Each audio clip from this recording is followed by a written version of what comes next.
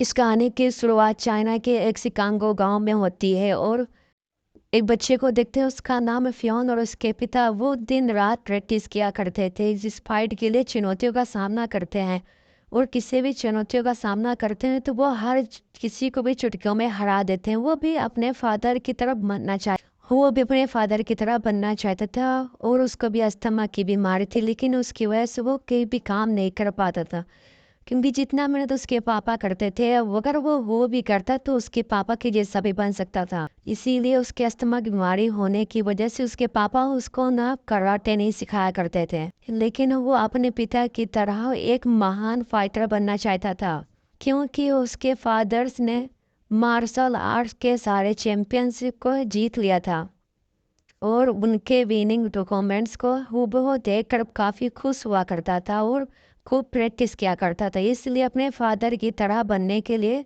छुप छुप के लिए कॉपी करता था एक और इस तरह से एक बार थोड़ी थोड़ी ट्रेनिंग करता था। एक दिन उनके शहर में एक फाइटर आया जो सीधा हुओ के फादर को चैलेंज करता था और ये देखकर सारे लोग हैरान हो गए और हुओ के फादर उससे लड़ने के लिए तैयार हो गए थे। फियोन के पिता अपनी लास्ट मूव से फाइट जीतने ही वाले होते हैं कि अचानक से वे अपना वह रोक लेता है क्योंकि वह उस अटैक से सामने वाले को काफ़ी चोट आ सकती थी, इसलिए और शायद वो मारा भी जा सकता था। लेकिन इस बात का ख्याल फ़ायदा रखते हुए दूसरा फाइटर उठा सकता है और वह अचानक से हुओ के फाइटर को अटैक करना शुरू कर देता और रोक लेता है क्योंकि उस अटैक के सामने वाले काफ़ी चोट आ सकती थी और शायद वो मारा भी जा सकता था। लेकिन इस बात का फ़ायदा दूसरे फाइट उठाता है और वह अचानक से फ्योन के पिता को अटैक करता है और लगातार वार करने से उसको वो फाइटर उस मैच को जीत जाता है।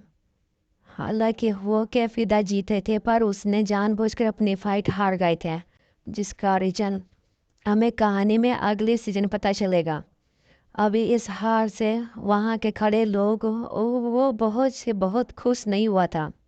साथ ही वो के फादर इस हार को लेकर बेहद दुखी थे क्योंकि सबको पता था कि उस फाइटर ने चीटिंग की थी, इस फाइट को जीता है।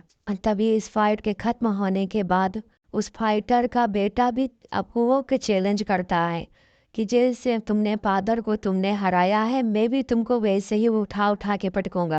यह सामने से मिले इस चैलेंज को देखकर फ्योन एक्सेप्ट कर लेता है, इसलिए वो उस बेटे के चैलेंज को एक्सेप्ट करता है और वह खाले में कूद जाता है। हालांकि वो का दोस्त का बार बार मना करता था कि मत करो ये सब, वो उसकी एक बात भी नहीं माना और ये सुनकर बड़ी भूल थी। जहाँ फाइट के दौरान उसकी एक इतनी खास ट्रेनिंग नहीं हुई थी जिससे कि वो उस फाइट को हार सके।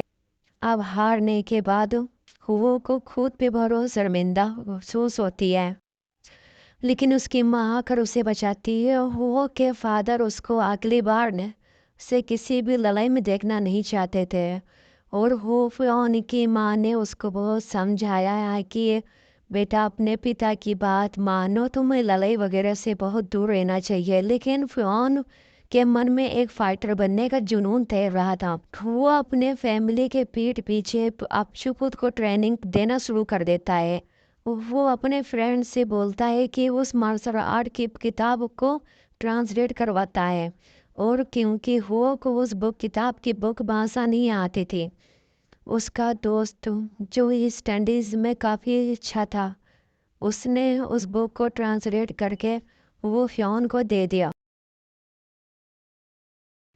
और फिर उस पिता ने लिखी स्किल को बहुत परफॉर्म करते हुए खुद की परफ्यूम में बहुत जल्दी में क्रूज किया गया, यानी कि उसका कुल फाउंडेशन बढ़ गया था।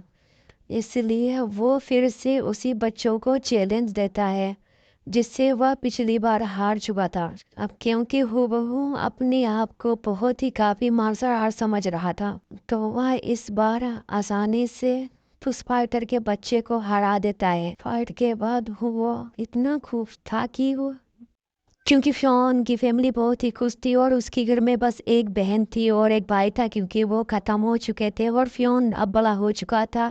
और हम इस कहानी को और आगे देखते हैं क्योंकि फ़ियोन की खुशी इतनी थी, उसकी एक बच्ची भी हुआ करती थी।